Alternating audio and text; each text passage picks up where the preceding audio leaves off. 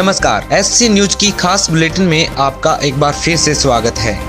कल 29 मई को संत रामपाल जी महाराज को रूटीन चेकअप के लिए प्रशासन की तरफ से जिंदल हॉस्पिटल ले जाया गया। चेकअप रिपोर्ट में संत रामपाल जी को पूर्ण स्वस्थ पाया गया। कुछ बिकाऊ अखबारों ने इस खबर को लेकर संत रामपाल जी के बारे में भ्रामक जानकारी फैलाई है। संत रामपाल जी महाराज के चेकअप के दौरान डॉक्टर्स टीम में डॉक्टर सुरेंद्र MBBS MD और डॉक्टर विक्रम MBBS मौजूद थे। उनसे बातचीत के दौरान उन्होंने बताया कि ये नॉर्मल बॉडी चेकअप था जो बीच बीच में होता रहता है। रिपोर्ट के अनुसार संत रामपाल जी पूर्ण रूप से स्वस्थ हैं।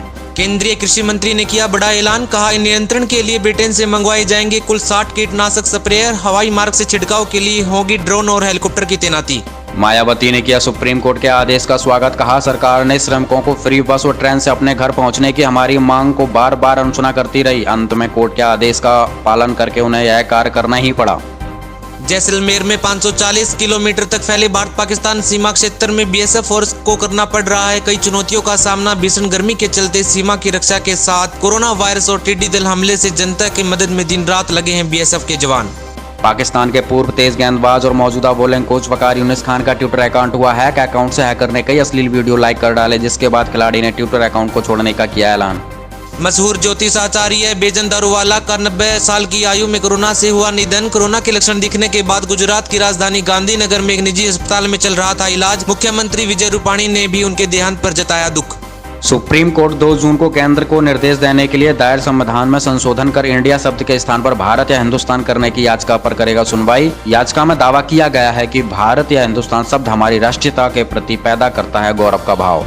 लॉकडाउन के बाद होगी महंगाई में बढ़ोतरी, आर्थिक दबाव झेल रही इंद्रप्रस्थ गैस लिमिटेड कंपनी ने दिल्ली NCR में CNG की कीमतें बढ़ाने का किया फैसला। यूपी में वापस लौटे प्रवासी मजदूरों को घर में नहीं घुसने दे रहे हैं ग्रामीण वासी। 14 दिनों के लिए खेतों और खुले इलाकों में किया जा रहा है क्वारंटाइन।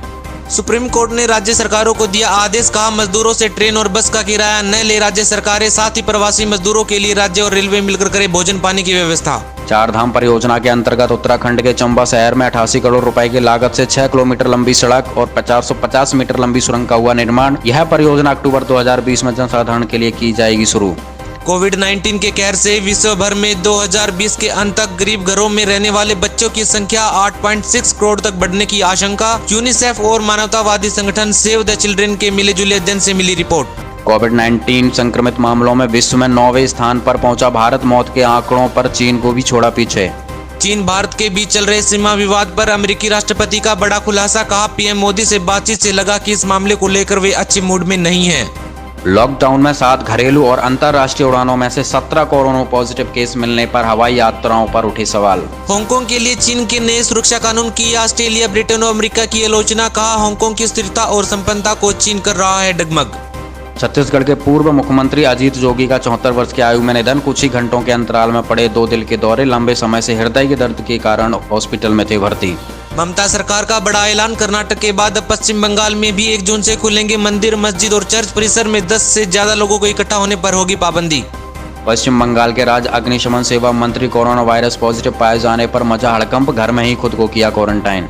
मशहूर क्रिकेटर वीरेंद्र सहवाग ने खुद शुरू किया प्रवासी मजदूरों के लिए खाना बनाना। इंस्टाग्राम पर पोस्ट कर कहा घर बैठे जरूरतमंदों को खाना वितरित करने से मिली आत्म संतुष्टि। संत रामपाल महाराज के समर्थक समाज सुधार के कार्यों में अनवरत लगे रहते हैं। हिमाचल प्रदेश के जिला मंडी के अस्पताल में रक्तदान शिविर लगाया, जिसमें संत रामपाल जी के दर्जनों भक्तों ने रक्तदान किया और बताया कि समय कितना भी विषम हो वह संत रामपाल जी की विचारधारा से प्रभावित होकर सदैव देश हित के कार्य में लगे रहेंगे। आज का SC न्यूज का सवाल, क्या उन तमाम बिकाऊ अखबार TV न्यूज चैनल्स का बहिष्कार कर देना चाहिए जो बगैर किसी तथ्य के गलत खबरें समाज में फैलाते हैं? अपना जवाब कमेंट बॉक्स में जरूर बताएं। धन्यवाद।